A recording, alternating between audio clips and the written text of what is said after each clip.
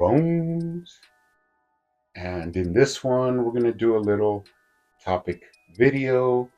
Now, not necessarily a topic video, but I did want to take a look at some of the new releases that McFarlane has put up for pre-order. And the reason being is because, per usual, all you see from a lot of, channels and people talking is a lot of negative talk, which, in all honesty, I'm not against constructive criticism, but there is a big difference between criticizing something rationally and just, being an idiot. And when you criticize something honestly and you want to, make the line better, you say something along the lines of, I really wish they wouldn't use that neck plug the way they did with the first appearance Batman. I really wish they would have just made a regular neck and the head sculpt, which is something I've said from the very beginning of the line. And to this day, you still see a couple of figures that use that crazy neck plug, which I'm not a big fan of. Now, I'm a big fan of that first appearance Batman, and the neck plug is just something that I have to look past. And I really do still enjoy that figure. Now, being a goofball is just saying, oh, McFarlane sucks. They look like crap. He's an idiot. He doesn't put guns with his figure. That's not constructive criticism. That's just being a moron. Because obviously you don't know anything about the line. Because if you did, you would know that that has nothing to do with McFarlane's decision making. On the other side of that, his decision making is, you know, the reuse that they're doing. Although we do still get a lot of new sculpts in some areas, there has been an uptake on the reuse, especially for classic figures. But let's get right into it. I do want to talk about the new wave of collector edition figures from McFarlane. Now, one thing right off the top that I have been hearing is that, oh, $30 is too much. That's too much for what you're getting. Blah, blah, blah. Well, here's the thing. If you do not want to pay $30 for Alan Scott, Sinestro, Starfire, then don't pay it. Here's the thing you can do, which is pretty risky, but you can try, and that is just wait on those figures. And when you can get them at a reduced price, then you could buy it for closer to $20, which is what a lot of people say is what these figures are worth. But here's the bad part of that. And the bad part of that is that these collector editions rarely go on sale. I waited more than a year for the Abyss figure, which I wasn't really a huge fan of. I do own it, I do own the Platinum, but I waited and waited to see it at a reduced price. And the best I got was from $29.99 on Amazon to $27.50. Now that's not a big reduction in price. It never went lower than that. The other figures just disappeared from that wave and were never to be seen again. So that is the conundrum that you put yourself in when you do not feel like paying the asking price for these collector figures. Now, do I think it's right, or do I think that the collector line is what it should be? Honestly, no. I do think that each figure should have enough value to justify that $30 price point. Multiple hands, accessories, alternate heads. All of these are options that McFarlane could add in to try and justify the price a little bit. Now, if you don't know how toy lines run, that is that every figure in every, at every price point has a set price that they have to try and hit. If a figure comes with sculpted new hands, and that's going to affect the rest of the accessories that it could get. If they reuse a lot of the accessories, more than likely you're going to get a little bit more added detail or paint. But all of the figures must come under that cost that they have already set for each figure. Now, it does seem that McFarlane could play with it a little bit, and even though he might lose a little bit of money, but add a couple of extra hands, I really think sometimes he should do that. But I'm just a collector. There's no way that that I'm going to have any influence on what McFarlane decides to do. And if I did, I think there would be a lot of choices that would be really well received by fans and collectors, but that's just my 2 cents. I mean, as I stated before, I have no influence on McFarlane, and it's real rare that anybody will. He is going to do what he wants to do. Now, for the recent releases from the collector's edition, you do have that manga Batman. My thoughts on this one is that it's a great Batman figure, especially if you're going for that look. This is definitely a specific look for Batman, going to that manga feel. Now, from what I did see is, although I would have preferred a wired cloth cape, he does have the same cape as the Nightfall Batman, but he does come with some pretty kooky accessories that we've never seen before, so that kind of adds a little bit to the value of this Batman, although it is just a reuse of the Nightfall Batman. You do get a different head, and it's one of those things that I just stated, and that is that if this is not for you, you don't have to go out and rush and pay $30 to buy it. Just save your money and wait for a version of Batman that really appeals to you. Now, the next one is a little bit tricky because if you all don't know, I am a huge Superboy fan. I've never been a really big Superman guy. I'm more of a Batman guy. And in the end, I'm more of a Bane guy. But what I do like about certain versions of Superboy is that he has that sort of little dark edge to him. He's a little bit of a jerk, which of course I am as well. Not really a big fan of authority, and not really a big fan of people running their stupid mouths. But I have to be honest, I did see images of this guy a while ago and was not really impressed. Kind of killed it for me a little bit. Now, we still don't know if this is really just a reuse of that Todd McFarlane figure that came in the 2 pack, but it definitely has parts from there. Now, as always, I do usually try and push on you guys that you should always wait and get the figure in hand for yourself, or watch a detailed review, and if you decide you do want it, go ahead and pick it up. And this kind of puts me in a precarious position, and that is that I am a big fan of this character, and I've been waiting for this figure to be released, but kind of let down on the images that I have seen. Now, there are some positives, I'll get into that, but it just doesn't feel to me like Superboy.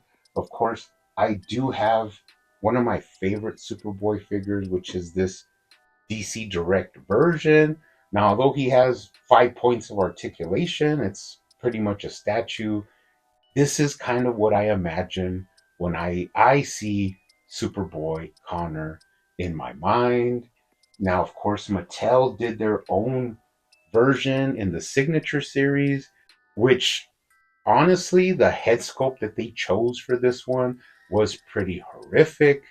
Not a big fan of that one, so I did do a head swap and make my own Superboy. Now, this head is not perfect, but it gives me those, Superboy vibes that scream Connor Kent when I think about him. So, once again, one of my favorite Superboy figures. Now, the interesting thing about this one is they use the same male buck that they use for a majority of their male figures, the Flash, Batman. It's the same upper body, so it looks kind of bulky. Of course, no detail at all. All the lines and seams are just painted on. The lower body was reused. So the only thing they paid for was the head sculpt, which, as I said before, was nightmare fuel. But even with all of those flaws, this is still a favorite of mine in my collection, which just goes to show you that it just all depends when you get it in hand, how it feels, and that's the true test if you enjoy it or not.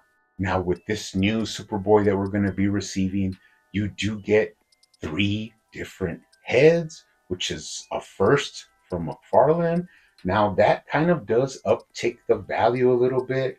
Although, if you know, for me, it kind of makes it pretty crazy because I will end up buying at least three or four of these Superboys.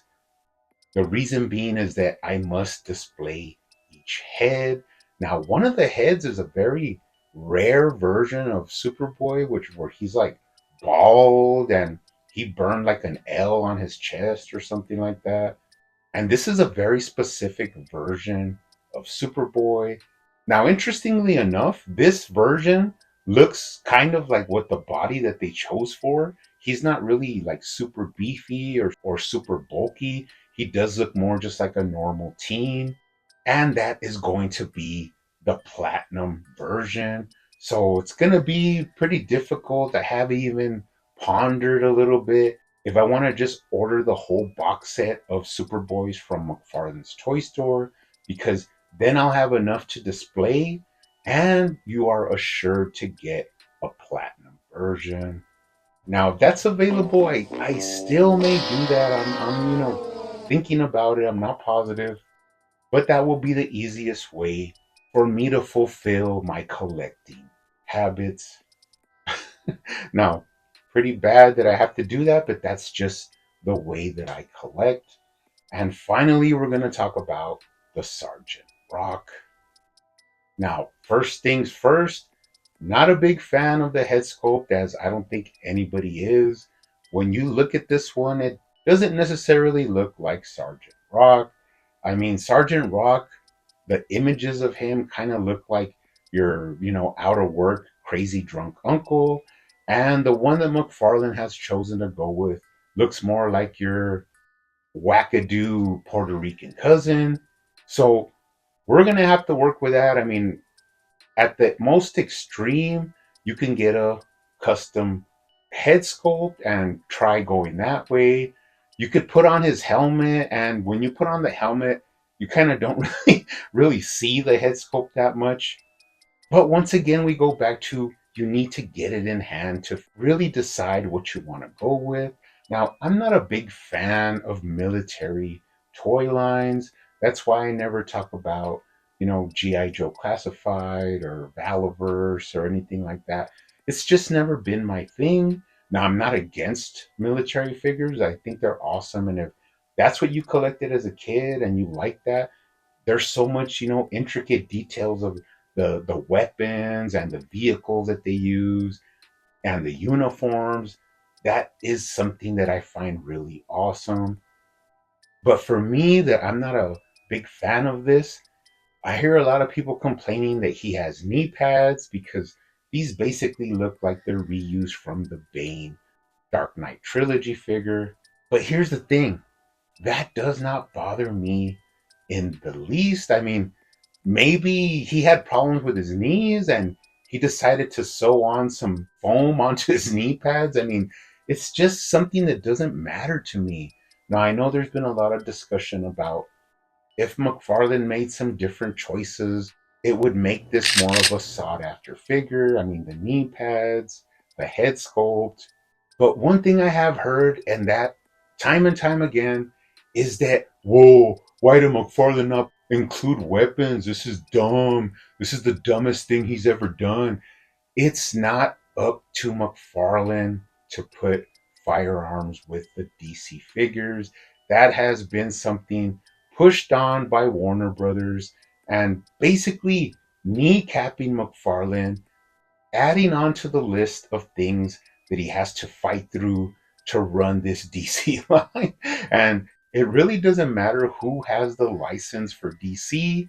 Warner Brothers is not going to allow you to put any firearms with their figures. So even if it was NECA, even if it was Hasbro, these DC figures would not come with any guns. It's just the way it is. Now, McFarlane kind of helped us out on this because I bought multiples of the weapons pack. Right here, I have a bunch of the guns that could be used with Sergeant Rock. You have a shotgun. I have a big old bazooka. I'm pretty sure I'm going to go with this one, sort of a submachine gun. But McFarlane has already supplied these weapons for this exact reason.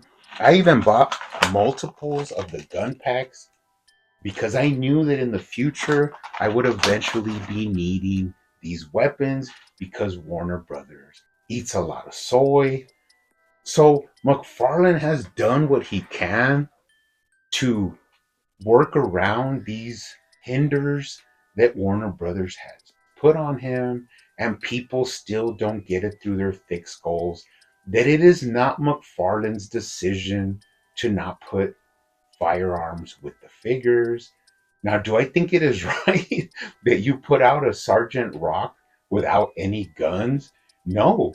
But I also know that McFarlane still has the weapon packs. You can still get them online for around $25 because no, your little 6-inch figure weapons are not going to fit with this Sergeant Rock.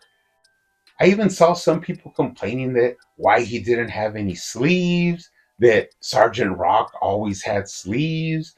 Looking up images, I think I saw about 70% of the images of Sergeant Rock. He was sleeveless. So I don't know where they're getting that he's supposed to have sleeves, but that's just another, little detail that you can nitpick, but in the end, it's not going to matter. Now, aside from all of this that I've talked about, I am very excited to get this Sergeant Rock. The only reason being is that I kind of want to display him with his machine gun. I have some grenades, and I just can imagine him in my mind. Maybe I'll look for another head sculpt, but I could just imagine him in my mind with his helmet, with his guns. I even have an extra little 45 that I'm going to hold on to just specifically for that Sergeant Rock and put him in a cool display on his own. Now that takes us into the platinum version of this guy. And really interesting, it was an all green version. Now this kind of harkens back to those little army, green men that they would sell. Never was really into that. I did have a favorite one though, and that's the one where he's like, the army guy's gonna chuck the grenade. I don't know why, but that always sticks in my mind as that was like my favorite little army man if I would have one. And here's where the confusion comes in. People say the Sergeant Rock isn't going to sell because he has no weapons. People say this Green Army one is not going to sell because it's so weird and obscure. But I think they have another thing coming, and that is that these collector's editions always sell.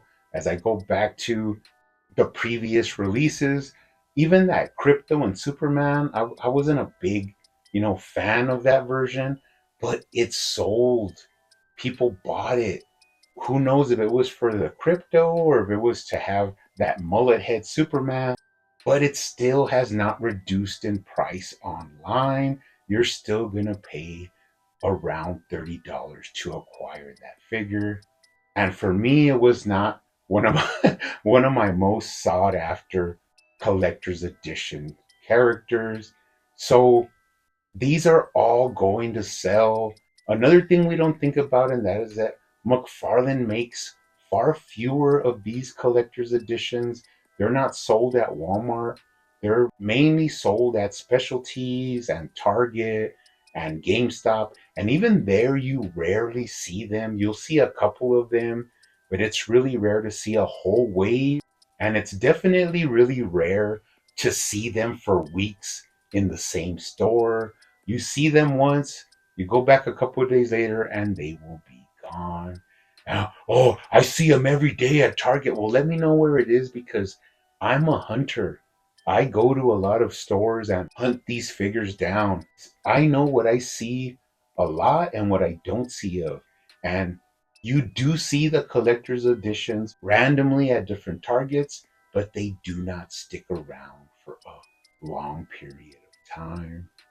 That takes us into Target with their, images that were released for their store exclusives that they're going to be releasing. Now, I won't talk about the Batmobile because I do not collect the animated stuff. It's just something I'm not into. Of course, the Joker and the Punchline, I already have mine coming from McFarlane directly. But let's get into the other ones that we saw, and these were pretty hard to look at, pretty horrendous, uh, pretty strange. The only one I was really interested in was the most obscure. But of course, I mean, let's get into it. We had Fire, which we knew she was coming a while back. But once again, McFarlane has chosen to go with that same Catwoman, Starfire body. Now, the Catwoman and the Starfire body are not exactly the same. The shoulders and the thighs are completely different. And the fire that they did show us was gonna be in her fire form, which doesn't make sense. But that's just per usual from McFarlane. Now, surprisingly enough, I ended up looking for images of Fire because I remember her more in her 80s, 90s, her vest with her long green tights. And of course, that's not the version we're going to get. So I figure that's where McFarlane, said, oh, well, it kind of looks like it. So let's do this version. Now, as a lot of other people, I wasn't a big fan of the way the head sculpt paint looks. It kind of looks like they just hit it with a Sharpie. Um, Very strange, almost animated looking face. So, not a big fan of this one. If I come across it, I'll pick it up, but I'm not too excited, which brings me into the whole thing about I didn't pre order any of this stuff. As you can see, I am a huge DC Multiverse collector and fan. And for me not to pre order any of these, there's one main reason, and that is because I wasn't feeling any of these. I didn't need it, have to have it. And that's what a lot of people should fall back on. If you don't need it, you don't like it, then move on. That's what I always do. I'm not going to sit here and complain because the figures are made. They're going to be in box, they're going to be on the shelves. You're not going to change anything. It's just up to you to speak with your wallet. Buy it if you like it, skip it if you don't. Now, I have to buy at least one of all these, but I'm just not in a big rush. It's not a big priority for me to get these. And that's why I just, let it go by. We've got to look at the Metallo, which once again, McFarlane loves to push your guys' buttons and you guys fall for it because what did I just say? I saw the Metallo. I said, man, that looks like a version in Batman Brave and the Bold. But I never knew McFarlane was going to make that, colorful Metallo. But here it is. Now, if you don't like it, don't worry about it. Will it be the only version that we'll get? Probably not, especially if you buy the figures you like and support the line and keep the line going. Now, I never say never. So when I do finally get this one and get it in hand, that's when I'll make my decision of if it's a big dud or if I eventually enjoy the figure. But I'm not going to worry about it at this point in time. I have too much other stuff going on to worry about releases from McFarlane. He's going to do regardless of what we think. But yeah, not not the version of Metallo or Metallo, whatever it is. So I have no interest in it. I mean, I'm going to pick it up eventually, but I'm not going to lose any sleep over it. Only time will tell if it's a good seller or if, people just didn't enjoy it. Finally, let's talk about the 2-pack of the rookie mech suit and Mr. Bloom. Now, I was really looking forward to Mr. Bloom, and although I can agree with a lot of people that I really wish McFarlane would have leaned in more to the creepy, version of Mr. Bloom where he has those elongated limbs and is really thin, sort of like a plant. I really would have preferred that, but from what I did see, I was intrigued slightly. So that is one that I will look for and I do want to pick up. Now, surprisingly, I think this is the first time we've gotten two different characters or first time figures in a two pack. Usually they like to put a reuse or a repaint, but this time we did get two original looking figures. Don't know how much reuse is in the Mr. Bloom, but I'll hold off on that until I get him in hand. Now, the rookie mech suit looks pretty good. Once again, we do have to wait for the final score on him, but I am interested in picking him up. I do own the DC Direct version and the Mattel version, so it'll be pretty fun to compare all of those versions together. But sadly, as I said, the only one that got my interest up at all was Mr. Bloom. When I did see the images, wasn't really that excited, but am excited nonetheless. So the last thing I want to say is when we see these new releases from McFarlane, we do need to keep things in perspective. It's not the end of the world. Nobody's gonna, die because of these choices. It's just something that you have to put up with every figure line. Every action figure line is gonna make choices that are head scratchers, and you're wondering why did they do that? And in the end, they don't really care or wonder what you honestly think about the figure. What they're really going to care about and be interested in is if it sells and if it makes them revenue. So don't lose your head over it. Just let it go. Get the ones you want, skip on the ones you don't, because in the end, this should be an enjoyable hobby, not something that you're always stressing about or angry about. But, anyways, you guys, let me know down below what you think. But keep hunting out there, keep collecting, keep customizing, and I will see you on the next one.